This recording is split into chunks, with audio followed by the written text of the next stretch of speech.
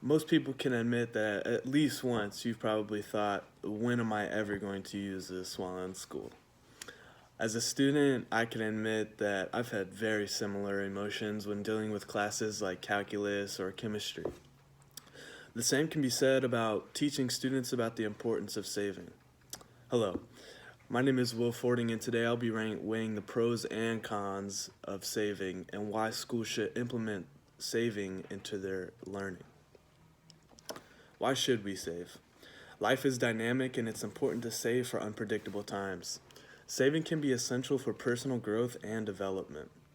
It's no exaggeration to say money is one of life's most important aspects. Many people spend their entire lives in need of money or making enough so they can afford the expenses of life.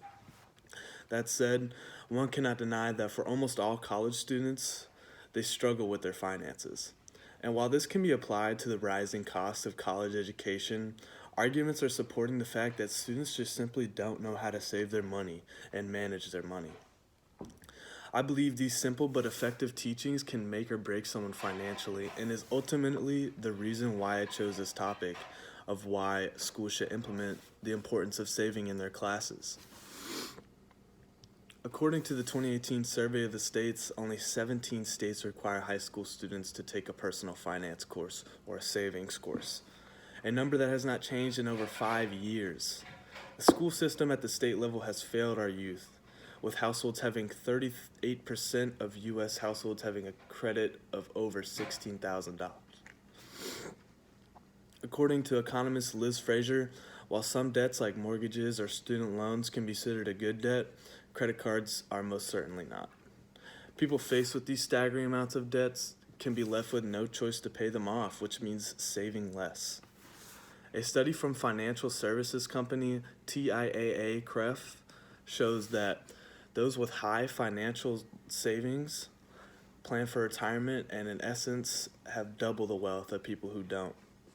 So, pretty much what this survey is saying is people who save earlier, people who learn how to save earlier from a young age, have double the wealth of people that don't, which is a crazy statistic to me. When it comes to saving, actually, 33% of adults in America have $0 saved for retirement. It is crucial to teach youth about saving, the importance and goals and dangers of saving. I believe we should do this because it will better our future and better the kids' future.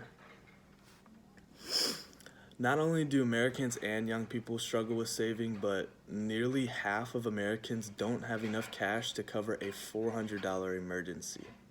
Getting fired or having a medical emergency without savings would be devastating if put in this situation.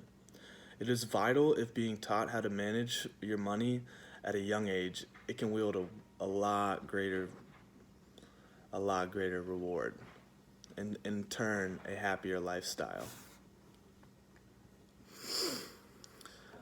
There's little academic agreement as to what kind of personal finance or what kind of classes we should implement in our schools to help students with saving and learning how to manage your money.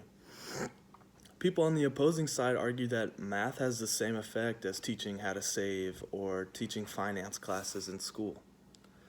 Financially responsibility integrated through math classes resulted in higher understanding investment income and saving. Pretty much what that's saying is courses that were taught how to save and people how to manage finances through a math class did the same job as a math or a finance class on its own. Some may even argue that they would rather have their parents teach them about how to save and how to use their money. In fact, teachers' survey found only 1 in 5 teachers felt qualified to teach about savings or a personal finance class. Data presented can lead to the problem of the school systems having unqualified teachers and a lack of staff.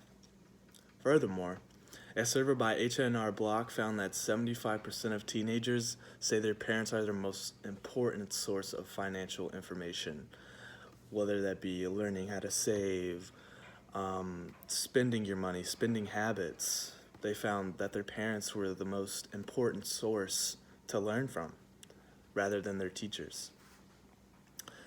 In 2014, a paper from Management Science found that researchers analyzed 201 studies regarding the success of financial literate people and found that people who take these finance classes, people who take these saving classes, manage their money no better than the general population. There's little agreement as to what works. And I think in order for us to find out what works, I feel like us as a people, we should push for these classes to be taught in these schools. Learning the basic principles of money management at a young age can influence attitudes around money, which can shape your character and promote the importance of giving back to your community. Being able to spend your money on what things does not need but enjoys shouldn't be criticized, but rather embraced in society. I believe teaching the importance of saving in schools will lower debt among the youth and can improve credit scores as well as create happier lifestyles. Thank you.